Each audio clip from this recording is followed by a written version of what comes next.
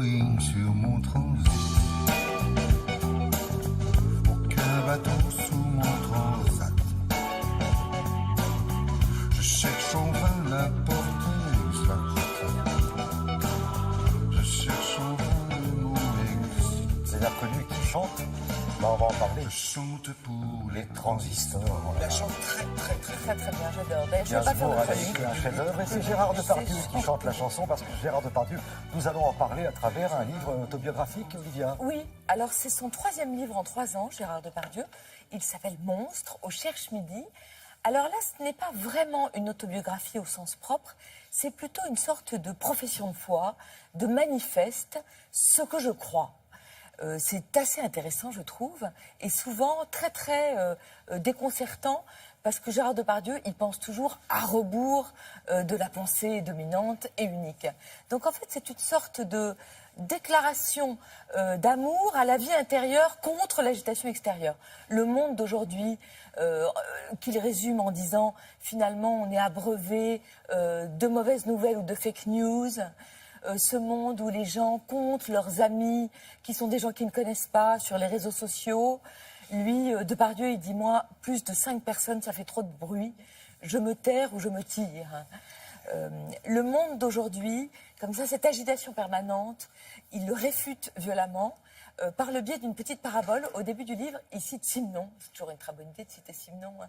Un livre que je ne connais pas, qui s'appelle Les Anneaux de Bicêtre, qui est l'histoire d'un homme qui est très pressé, qui va déjeuner dans des grands restaurants avec des académiciens, des avocats, des médecins. Un homme qui a extrêmement bien réussi. Et un jour, il se réveille, il est hémiplégique, il ne peut plus bouger. Et tout d'un coup, il découvre le silence. Et tout d'un coup, il découvre la paix intérieure, et le voilà qui est disponible aux autres et aussi à lui-même. Et on se dit que, sans doute, c'est une petite parabole de la vie de Gérard Depardieu. Alors, il réhabilite le secret contre la transparence. Aujourd'hui, il faut que tout soit su. Il réhabilite le silence aussi, avec une très jolie histoire sur son père, le Dédé. Il dit que le Dédé, il suffisait qu'il mette une casquette de marin pour penser qu'il était à la mer qu'il n'avait jamais vue. Il allait pêcher dans une rivière toute pourrue, toute polluée. Il n'y avait absolument pas de poissons, mais il avait sa casquette, il était dans le silence et il était pêcheur à la mer. Qu'est-ce que ça signifie ce titre? Pourquoi ça s'appelle Monstre? Monstre parce qu'il dit qu'il faut laisser sortir ces monstres. Et je pense qu'il a raison, d'ailleurs. Et puis aussi, monstres, ce sont peut-être tous les monstres sacrés qu'il a rencontrés. Ce sont Barbara, qu'il chante en ce moment, d'ailleurs. Très bien aussi. Très bien, je suis d'accord. C'est Marguerite Duras. Il parle des silences de Marguerite Duras. Il dit que souvent, les acteurs ont peur du silence. Et c'est pour ça qu'au théâtre, ils parlent trop vite et trop tôt. Il parle aussi de François Truffaut, un voyou qui savait le dire « je t'aime ». Il parle aussi de Patrick Devers, en expliquant que lui n'est pas du tout nostalgique et que c'est sans doute le poids du passé, de la nostalgie et d'une enfance douloureuse qui a peut-être tué Patrick Devers. Il dit que la nostalgie le prend uniquement quand il pense à ses enfants et aux erreurs qu'il a faites avec eux.